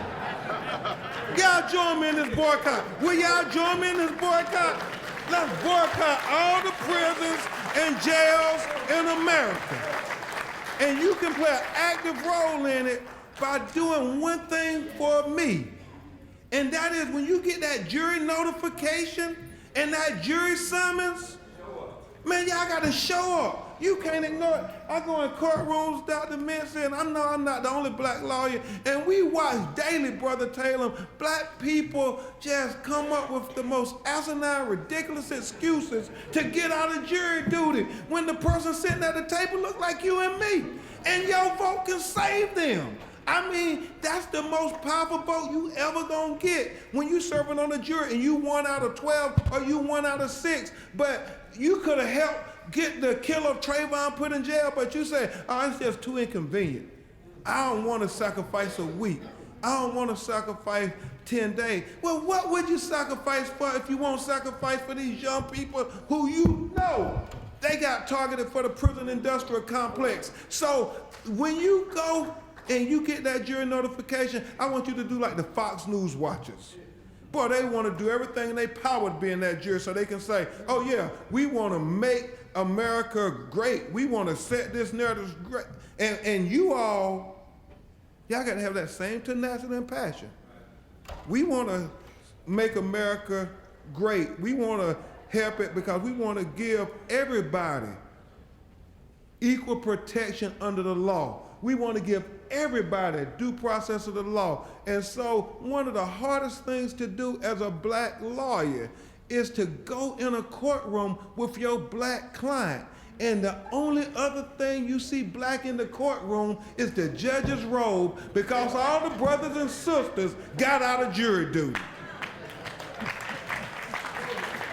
And in conclusion, and Brother Boone, you can come on up, I'll say this because I end it the same way Congressman Johnson, as I always end it, I go back to my personal mentor, Thurgood Marshall. And Thurgood Marshall said this at the 200th celebration of the American Constitution. Mr. Jones, Thurgood Marshall said that the basis of the American Constitution is simply this, that a black baby born to a black mother. Senator Hill, he said, the most uneducated black mother, the most inarticulate black mother, the most impoverished black mother. Senator Bullock has the same exact rights as a white baby born to a white mother, the most educated white mother, the most articulate white mother, the most affluent white mother, just by virtue of that baby drawing its first breath as an American. Now, Justice Marshall said, I know that's not the case in America today, but I challenge anybody to say that's not the goal we're fighting for. I challenge anybody to say that's not what makes America the great beacon of hope and justice for all the world to marvel. So I say to you, when we stand up for the Trayvon Martins of the world, when we stand up for, more importantly, the unknown Trayvon Martins of the world, when we stand up for what my grandmother called Dr. Powell, the least of these, what we are really doing is helping America live up to its creed. What we're really doing is helping America be the great beacon of hope and justice for all the world to marvel. But most importantly, what we are doing is helping America be America for all Americans, especially these little black and brown children. Thank you.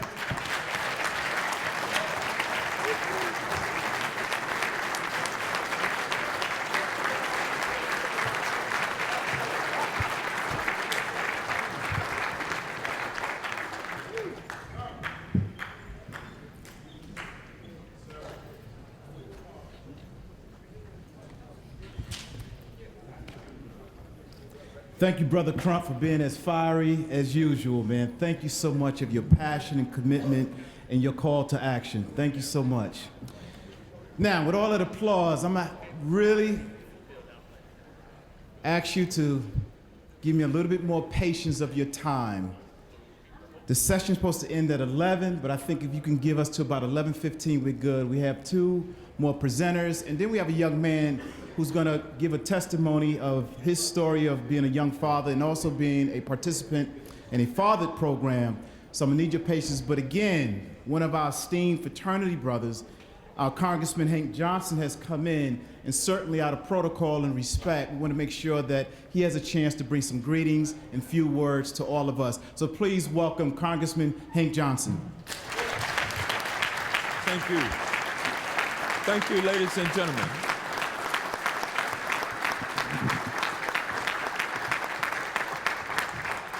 Y'all know it's not fair to force me to go behind Ben Crump. Good morning, everybody. I trust that you all are getting a lot of good information here in Washington, D.C., connecting, feeling the vibe of positivity and progressiveness, and inspired to go back home and make a difference, as most of you have already been doing. And so I want to commend you for coming to Washington, D.C. I want to challenge you about some upcoming issues that we must face as a community. The next 2 basically are the elections coming up, and of course everybody being registered, everybody voting in an intelligent way, everybody who's not registered getting registered and vote. And when I say voting in an intelligent way, I'm kind of referring to the fact that there were so many of us gentlemen who cast our vote for a gentleman who's in office who's trying to take us backwards. And we can't make that mistake again, thinking that we need to give somebody a chance to do something for us who is saying, what do you have to lose? And then when they get in, we see what we have to lose. So let's not make that mistake again, but what happens before then is the census. And the census will begin in April of 2020. Every 10 years in this country, under the Constitution, we must count the number of people who live in the country. And based on those numbers, the resources of the federal government, billions of dollars, flow from the federal government into the state and local coffers based on those numbers. So if we don't count, we lose money. But moreover, we also lose representation, because reapportionment is based on the number of people who are residing in any particular location. So if our hard-to-count communities, which are basically black and brown communities in this country, fail to be counted this time, then we lose out on resources and we lose out on representation, and thus we lose out on respect. So the 3 R's, resources, representation, and respect, is what we gain when we participate in the census. So I hope you will do everything you can to make sure that you get counted, and to also make sure that everybody in your household gets counted, including any couch surfers that may be there temporarily. May have been there for a month, and they were supposed to be there only for a week, but now they got their toothbrush in the toothbrush thing in the bathroom. You know, we need to count all of those folks. They count. That's what we're supposed to do. We don't like to respond to the federal government. Somebody knocking on the door asking questions about us. Yeah, especially if they don't look like us and they're young and they come to the door, got a clipboard in the hand, taking information. You don't know them from the man in the moon. But please rest assured that that information stays in the census. It doesn't go to child support or to the warrant division in the county or to the welfare office where, you know, You know, it doesn't go to those places. You don't have to worry about somebody pulling you out of bed because they understand that you're living at that location. So we need to be counted. And if we only get 70% of our people counted, then we only get 70% of our resources. We only get 70% of our representation. Now, on the other hand, other communities are not hard to count. They count just like that. They count double if they can, because they know how important it is. So we need to make sure that we all get counted. I'm not going to take any additional time out of respect for the other panelists who are waiting to address you. So once again, thank you. See you next year.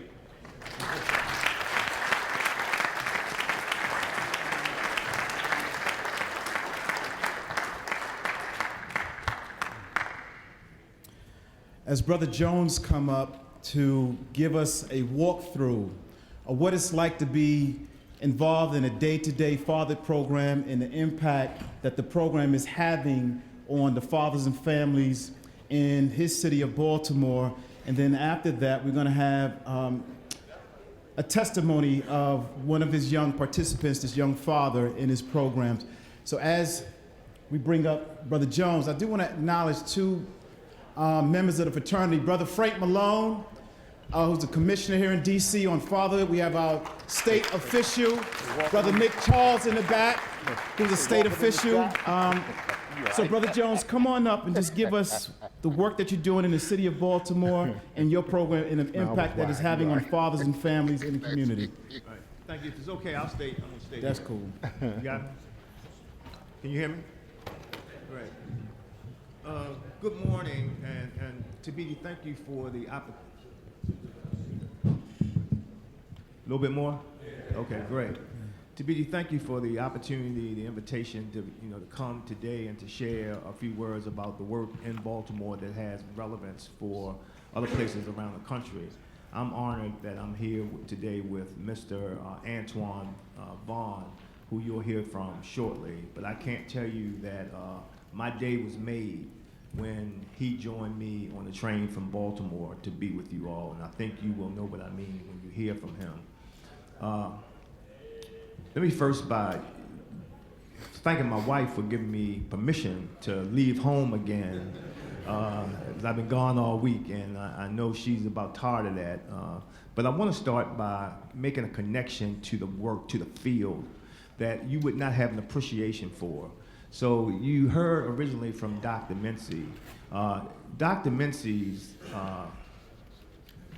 his work and his investment in this conversation around fatherhood extends to me personally. So I'm fortunate to lead an organization that we're celebrating our 20th year, and in the nonprofit sector, it's difficult to find organizations with longevity that are led by people of color, right? Because our integrity can never be questioned. We can't make one mistake. And if we do, we are subject to not ever being able to recover just because we're judged differently than other people, right? When I decided to create this organization in 1999, I was doing work at the Baltimore Health Department in maternal and child health, where I had identified through the work we were doing to reduce infant mortality that our public health institution had no interest, knowledge, or ability to recognize that in their effort to reduce infant mortality by identifying pregnant women, they didn't have the capability to understand that these women were pregnant by a guy, right? And this work originally was centered in Sandtown, Winchester, the same community where Freddie Gray lived and where he died at the hands of police while in custody. And when I decided to leave the health department, I went to the mayor and I said, I want to take the work, I want to take the programs, I want to take the staff, and I want to take the funding. And fortunately, Mayor Kurt Smoke gave me permission to do that. But in order to create the organization, I had to have an investment of capital. And I had not yet received my IRS determination letter. So literally, no philanthropy could invest in the organization. Dr. Mincy at that time was a senior program officer at the Ford Foundation who had this portfolio called Strengthening Fragile Families, investing in ways in which we could think about to take a fragile family and strengthen it. So I went to Dr. Mincy. Our relationship wasn't long, it wasn't extended, and I had the audacity to ask him for financial help, knowing I did not have the mechanism for him to even fund me. And he looked at me, and I was really nervous. I had two other homeboys who, it was a mutual, association. And one of them said, man, shut the hell up, man. Ron, he needs $250,000, right? And I didn't have the capacity at that time.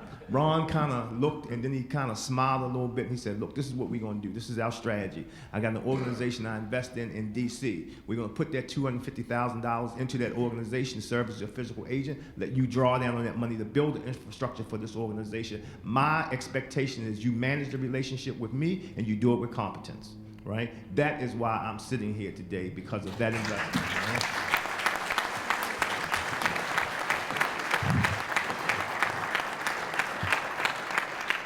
So I won't give you the national, the data and all that stuff. I want to make this localized. I want to bring it from what we've already heard down to what happens in a community like Baltimore. So my organization is located in the greater Mondawmin community in Baltimore. That's zip code 21217. That's the same zip code as Sandtown, Winchester. So that's where I am. I'm directly across the street from New Shiloh Baptist Church, where Freddie Gray's funeral was held, right? I'm 3 blocks down the street from Mondawmin Mall, where the events around that fateful day on April 27th of 2015 happened. I'm 3 blocks the other way from the intersection of North and Pennsylvania, where the CBS that was looped in the media. And this is why media it's important for us to keep our eye on the prize in media. The unrest in Baltimore was not citywide, right? It was isolated to a few of the communities in Baltimore. However, the media continued to loop it. And I think the way in which we portray fathers in our country, particularly black fathers, is that we're missing, we're absent, and we don't care, and it is exactly the opposite of that. This young man next to me is one of the best fathers that I can ever think of, but his challenges to be the dad that he wants to be are many. And if we don't support him and his colleagues and his peers in being the best that they can be, then we all fall short. It's not them, it's we all fall short together. So the couple of demographic points I do want to make for you, though, that at the center we see about 1,100 people that come through daily, both men and women, where we do fatherhood, workforce development, and working with couples who are in a committed relationship, who are parenting couples, so they have children together, and they're trying to build their families. About 70% of everyone who comes through is a parent, right? About 55% of those folks who have been connected to the criminal justice system, misdemeanor, felony, and sometimes both. That is the reality. There is a data point that I do want to give you that's localized. So I mentioned zip code 21217 where we are, right? There are 2 adjacent zip codes, so contiguous zip codes. 21215, a landmark would be Pimlico Race Course, right? So that's to the northwest of us. 21216, North Avenue, sort of like where the CVS was, and going up west, the landmark would be Coppin State University. In those 3 contiguous zip codes, there are 4,000 individuals who are known as non-custodial parents. The overwhelming majority of those 4,000 individuals are young men of color, right? They owe an aggregate in child support debt, state-owed child support debt. So this is debt that's going back to the family. It is not going to any family, it's going back to the state. It's not going to any family member. That 4,000 number, they owe an aggregate of $26 million in state-owed child support just in those 3 zip codes alone. Those are also 3 of the top zip codes people released from incarceration come back to, right? These are also communities where proprietary schools set up shop to convince people to take out loans where there's no benefit on the back end in terms of education or career, and they do nothing to support them, but you leave out between $8,000 and $15,000 in debt. There's literally no way with those numbers that our communities can absorb young men in the community who happen to be fathers to be the very best that they can be. So what happens is we get this America where we've got this economic playing field, and most of us in this room get a chance to play on that economic playing field, right? But the young men who we're talking about, Mr. Crump, when I heard you talk about the fact that when you get that felony, you get that criminal record, it narrows these labor sectors that you can get into. And everybody wants to say to a brother who comes home from prison, yo, you need to get a job in construction, right? Now, let me tell you something. I have a criminal record, right? And so that means I'm a returning citizen, and I was just on heroin and cocaine for 17 years. That's behind me, right? So my employment options were very limited. If you hired me to work in construction, to build a house that you and your family gonna live in, I guarantee you that house will collapse, because not only do I not like construction, I can't stand it and I can't do it, right? So we gotta be very thoughtful about what it means when we have people sucked up into this criminal justice system, right, who continue to accrue debt that they realistically can never pay off, right? This is debt, it can never be paid off, right? So as Dr. Mincy mentioned that, child support has gotten a little bit more progressive, right? But these systems, and this is one, I'm gonna switch up a little bit something you said about these broken systems. I actually don't think they're broken at all. I think they are intentionally designed, right? To create the chaos in our communities, right? And so when I think about the efforts that we have to put in, yes, we can do all the programming in the world to support this young man and the other young men in this community, but we have got to reform the policies that allow us to get into the place where that debt can accrue in the first place, right? So a couple of things I want to end on, because I don't want to take as much time, because I want him to really have an opportunity to share with you all. So this trauma that we, wisdom that you talked about, how many of us, everybody in this room was traumatized on November the 8th, November the 9th, 2016. When you went to sleep, if you didn't stay up for the election, and you woke up, you were traumatized. And I don't know that we recovered from it, right? So the current occupant at 1600 Pennsylvania Avenue in DC looks a little bit different than the occupants of the houses on the 1600 block of Pennsylvania Avenue in Baltimore. The men and women who live in that community, they think so much about the hopes and aspirations for that community. That community just recently was identified as a Black Arts District, right? This is a community where Billie Holiday, right? Where the Royal Theater is where James Brown and Red Fox and others of African American descent use their talent to create entertainment and uplift spirits on the 1600 block of Pennsylvania Avenue in Baltimore, right? So we heard that the current occupant of 1600 Pennsylvania in DC disparaged Baltimore in ways in which I can't say what I really want to say, because it's likely that there would be a Secret Service investigation, right? But so you get my drift. But I would extend it to, not only did he make disparaging remarks, I'm concerned that sometimes we fall into the prey. This is that data point where we allow demographers to use data to say that if you live in a certain zip code in a city predominantly of color, that you won't be shit, and your children won't be S either, right? And so while data is important because it helps us to make decisions and informs policy, we can't allow ourselves to continue to have people to take data and portray our communities as places where nobody wants to live. They give license to the person who is the occupant of 1600 Pennsylvania Avenue, Washington, D.C., to say those things about Baltimore that he did, right?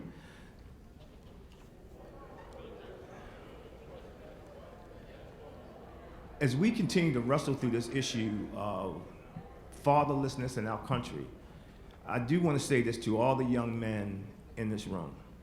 And can you turn the camera on for a minute, please? Can you, excuse me, sir, can you stop for a minute? Can you pause it just for a minute? We'll edit it. I can't. It's rolling. Please. We'll edit it. What I'm going to say is not disrespectful, but taken out of context, it could be, right? To every young man in this room, right? The number one tool that you have to prevent the kind of challenges that we face when Dr. Mincy was giving that data about relationships and how challenging they are, and when those relationships disintegrate, how it negatively impacts our children. The number one tool that you have is to manage your sexuality, right? To treat your body as the temple that it is, and to treat the temple of any woman, particularly a sister who comes before you, with the dignity, the grace, and respect that it and you all deserve, right?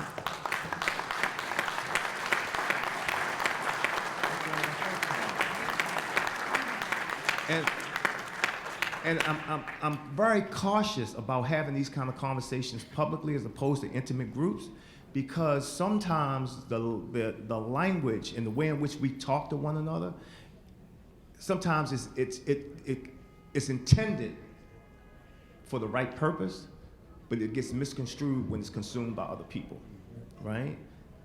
I was so taken by Wisdom's poetry. I mean, it said exactly what I wanted to say, but I couldn't say it that way, right? You all are the answer to everything that we are talking about, and it shouldn't be that way, but it is.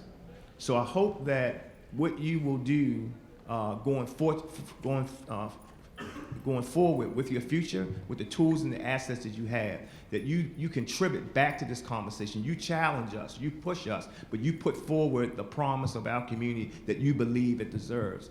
And with that, I would like to introduce you to Mr. Antoine Vaughn, a 22-year-old father of color from Baltimore.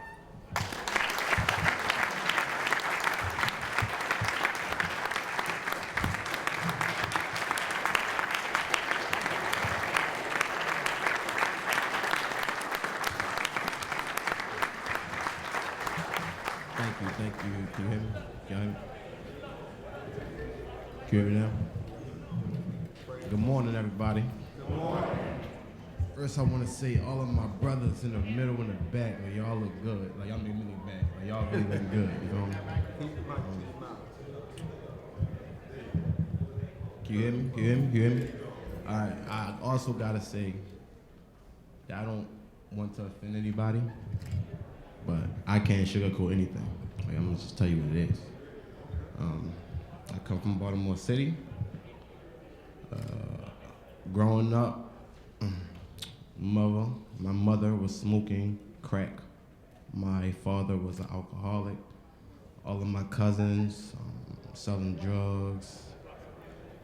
I done been to over 20 schools. I done moved over 20 to 30 times. Once I actually graduated, I graduated in 2016 from Emerson Westside High School. Now,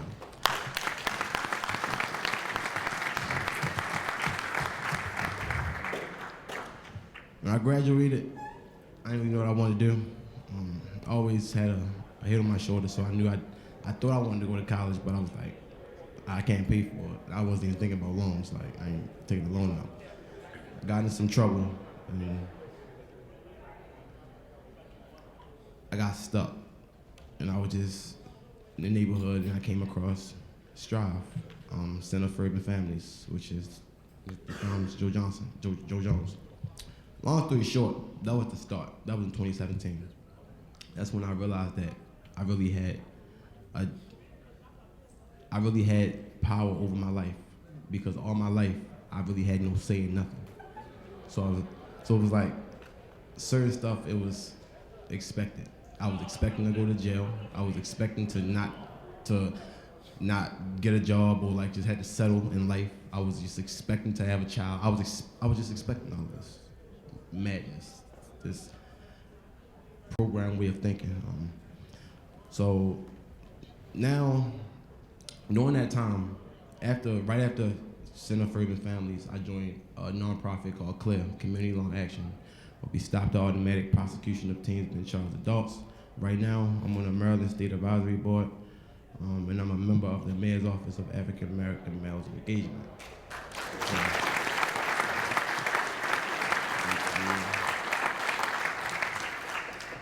August 8th, 2018, I turned 22. August 27th, 2019, my first son turned 1. So I just got one child. I don't really want any more.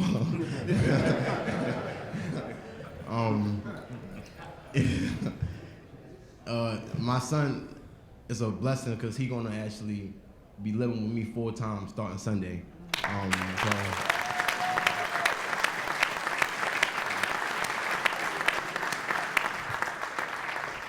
I named my son King because I wanted him to like never forget who he is and never forget, like, no matter what. I don't want him to forget how I view him. So like whatever happened, I need him to know that I view him as a king, and like he need him to know he's a king. So like me and his mother not together. Baby mama drama. It's crazy. I got paid $487 child support each month, but that's about to be cut short because my little man coming with me. I mean, it's easier said than done because you can just make excuses or you can make it happen. And I feel like me, I go through a lot. Like I'm dealing with right now, I would say depression, PTSD. I don't really, as us being, well, I'm speaking to a certain group right now. Us being like young black males, we don't really, not even say we don't believe in it, but we don't think about it. Like we don't think that we really probably, I'm really probably depressed. Like I'm really probably going through something right now. Like my man just died. And so, but like just dealing with so much trauma and just trying to stay focused, trying to stay true to who I really am. Because once you find out who you are, it's a blessing because a lot of people don't. But then staying true to who you actually are. And I don't got my father to like congratulate me or tell me he proud of me, but I got, like Joe Jones tell me he proud of me. So I mean, it's always.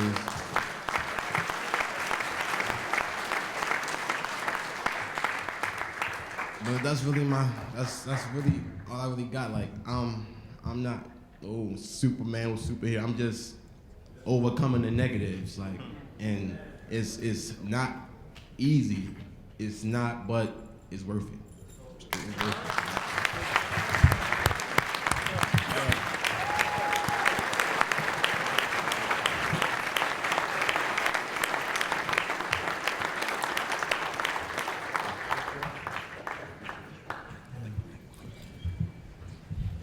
Thank you, Antoine, for reminding us why we do this work. It's because of young men and young fathers like yourself. So we're going to close out with Brother Wilson sharing the great work that we're doing within our fraternity. And so again, I was just talking to our grand bosses, the president of our fraternity, and it makes you feel good when the leader says how pleased he has been with this forum. We've been doing this for about 10 years now. And again, we try to put forth the best panelists and the best forums we can on behalf of our fraternity. So again, thank you so much for your participations and involvement and support for the work that we're doing under the leadership of our grand bosses, Dr. Marion. Please, Brother Earl Wilson.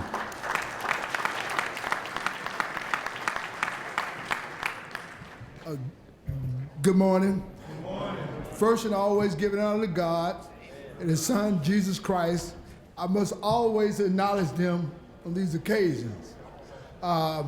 First, to our grand bosses and the leadership of this great fraternity, thank you for this opportunity to serve as the chairman of Fatherhood and Mentoring Initiative, because this is so important to myself and also important to this nation and to us as a people.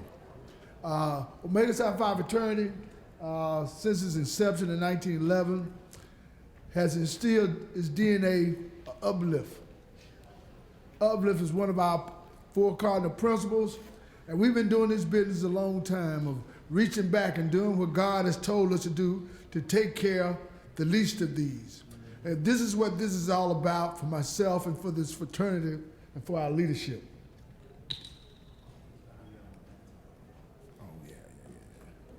Excuse me. And what I wanted to do is reflect back, because somewhere I read in the Bible it said that, hey, we must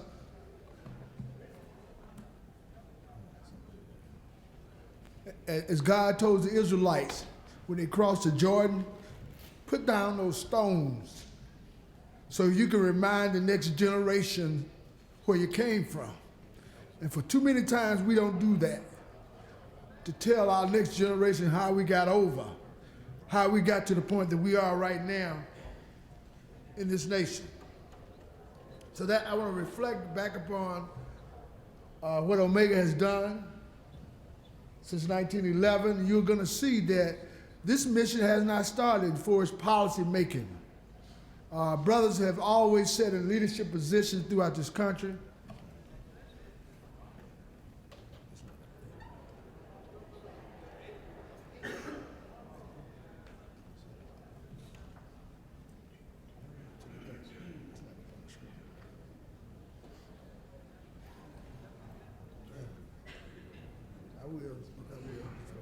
It's up there, go back to the beginning.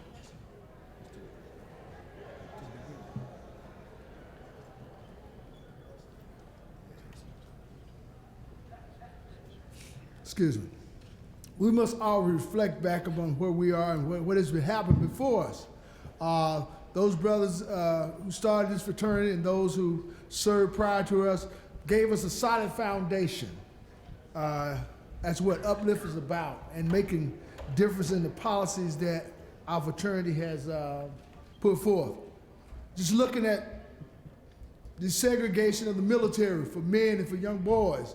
It was Omega Men, and our founder, Brother Cooper, was a part of a commission that helped to desegregate the military, and the impact that it's had of the growth of the Omega Men who served in the military.